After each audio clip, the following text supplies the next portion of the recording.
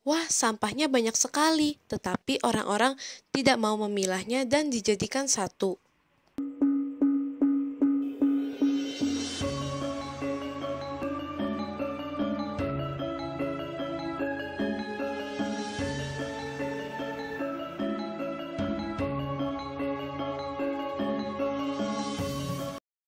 Selamat malam, Ibu. Apa kabarnya? Selamat malam, puji Tuhan sehat. Saya Gisel dari kelas 6 SD Ignatius Slamet Riyadi Resida Karawang. Hari ini saya mendapatkan tugas wawancara untuk melengkapi proyek PJBL di sekolah. Silakan Ibu memperkenalkan diri.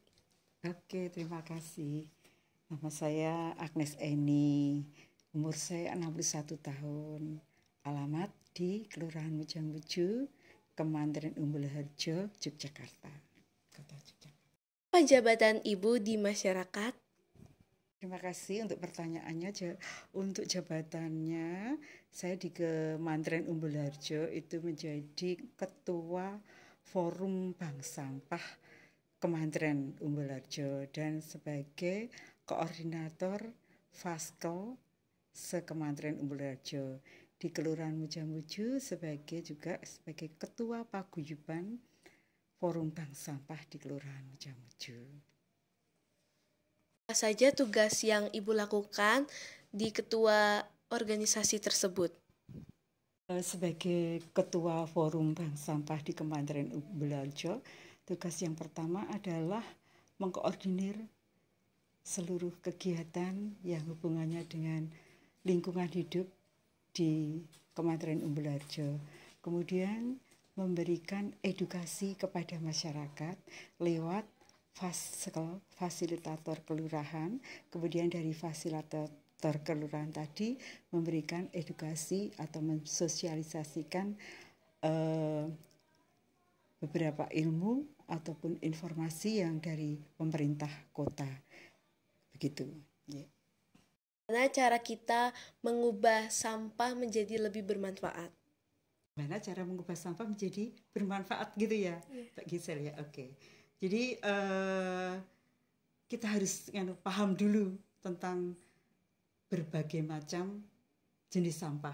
Ya, jenis sampah itu ada 3, sampah anorganik, sampah organik, sampah residu. Residu itu dibagi juga residu anorganik, residu organik. Nah, kebetulan di kota Yogyakarta ini kan mengalami yang namanya darurat sampah, ya, di mana waktu darurat sampah itu sekitar tahun 2023, pemerintah kota mencanangkan dengan gerakan zero sampah anorganik. Ya, bagaimana cara mengelola sampah anorganik? Ya, sampah anorganik itu kita pilah, ya, kita pilah. Ada yang kertas, plastik, logam, ya, kita pilah. Kemudian ini karena masih bisa dijual ke pelapak, ke bank sampah. Nah, kita bawa ke bank sampah. Ya. Jadi di pemerintah kota Yogyakarta ini mendirikan beberapa bank sampah untuk menangani sampah yang anorganik. Ya. Karena kalau sampah itu kalau tidak dikelola dengan baik akan menimbulkan menjadi dampak beberapa macam penyakit. Kamu boleh menjawab ya. Ya, oke. Jadi menimbulkan banyak penyakit, otomatis sampah yang pertama harus dipilah, ya. Yang anorganik tadi sudah dipilah, kemudian dibawa ke bank sampah untuk dijual dan menjadikan cuan, menjadikan uang, ya. Nah, itu nanti ditabung di bank sampah. Nah, kemudian sampah yang organik, yaitu sampah yang mudah membusuk, itu kita olah menjadi pupuk. Ya, kita olah menjadi pupuk dengan beberapa macam metode. Ada biopori, ada ember tumpuk, ada galon tumpuk, ada losida. Ini kebetulan ini ada peraga, salah satu peraga losida. Ini losida itu bentuknya seperti ini. Nah, ini pipa yang panjangnya kurang lebih 80 cm. Kemudian di bawahnya ini diberi lubang-lubang yang namanya biopori, ya. Kemudian ini ada tutupnya, di sini juga ada tutupnya. Biopori ini, losida ini nanti kita tanam di tanah. Bisa ditanam di tanah langsung. Nah, kemudian ketika ditanam di tanah langsung ini, tanahnya harus menutupi ini. Jadi kita buat lubang sedalam sekitar ini yang menutupi lubang-lubang ini. Nah, ini kita tanam. Nah, kemudian kalau tidak mempunyai lahan pekarangan yang mempunyai tanah, itu bisa kita tanam di pot yang besar. Ya, kita tanam di pot yang besar, kita masukkan di pot yang besar, kemudian kita beri tanah. Kemudian ini gunanya untuk membuang sampah-sampah sisa dapur. Losida itu lodong sisa dapur. Jadi gunanya untuk menampung sampah organik, yaitu sisa dapur. Nanti kita masukkan di sini sisa-sisa dapur itu, sisa-sisa masak, ya, itu dimasukkan di sini, daun-daun, pokoknya yang bisa membusuk dimasukkan ke sini. Nah, ini gunanya yang pertama untuk peresapan, juga bisa untuk peresapan air hujan kalau ditanam di tanah langsung. Kalau di pot juga akan menyuburkan tanah atau tanaman yang ada di sekitarnya. Kemudian ketika sudah penuh, ini nanti juga akan timbul yang maggot. Nah, maggot itu salah satu pengurai untuk sampah-sampah yang tadi yang dimasukkan di losida ini, ya. Ini losida ya, losida. Kemudian setelah kita masukkan, kita tutup. Nah, kalau sudah penuh, kita diamkan selama 30-40 hari.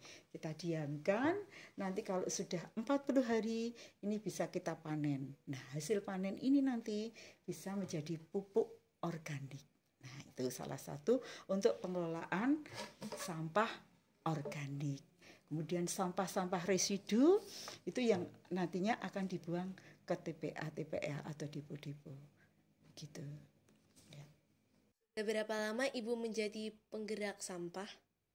Sudah kurang lebih sekitar 5 tahun. Sudah ada dampak yang dirasakan oleh masyarakat? Yang sudah dirasakan masyarakat, yang pertama, masyarakat lebih mengetahui bahwa bagaimana cara mengelola sampah, ya. Sudah ada kesadaran untuk memilah sampahnya, ya, yang sampah organik maupun yang sampah anorganik sudah dipilah. Kemudian dampaknya juga lingkungan menjadi bersih, lingkungan menjadi sehat. Kemudian juga mempunyai dampak untuk nilai ekonomi, karena dengan memilah sampah dan membawa sampah-sampah itu ke bank sampah, para nasabah itu yang sudah memilah, rumah tangga yang sudah memilah itu kan mendapat tambahan uang. Nah, itu menambah nilai ekonomi. Kemudian juga ada beberapa cara sampah didaur ulang. Jadi misalnya dari saset-saset kopi itu dibuat tikar, dibuat tas, tutup botol aqua itu dibuat tas dan lain sebagainya. Mungkin besok bisa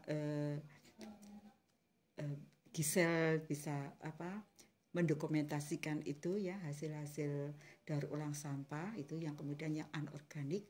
Kemudian yang organik, dengan kesadaran itu, kesadaran masyarakat untuk memilah sampah, untuk mengelola sampah organik, masyarakat tidak membuang sampahnya di depo. Jadi di depo itu tidak menumpuk banyak karena sampah organik sudah diolah di losida, ya kan? Ya, kalau yang pertama tadi kan tentang sampah anorganik dibawa ke bank sampah. Kemudian yang kedua, mengolah sampah organik dengan salah satunya losida ini, ya.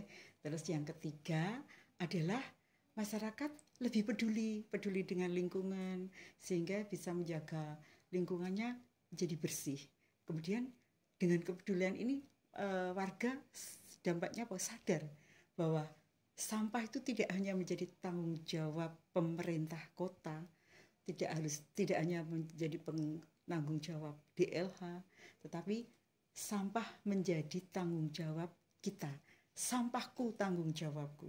Gitu. Jadi kemudian ada slogan, nanti kita sama-sama. Samtaku, sampahku tanggung jawabku. Ibu atas waktunya. Semoga hasil wawancara ini bermanfaat bagi lingkungan. Sama-sama Gisel, semoga sampah yang menjadi masalah ini menjadi berkah ya. Sampahku tanggung jawabku gitu ya. Dan samtaku ya, samtaku tanggung jawabku. Kita sama-sama ya. Oke. Samtaku, sampahku, tanggung jawabku.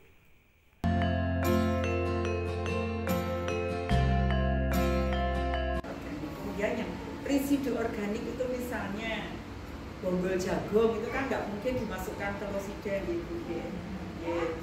Kemudian kulit apalagi kulit yang tidak bisa dimasukkan, kulit durian yang tidak bisa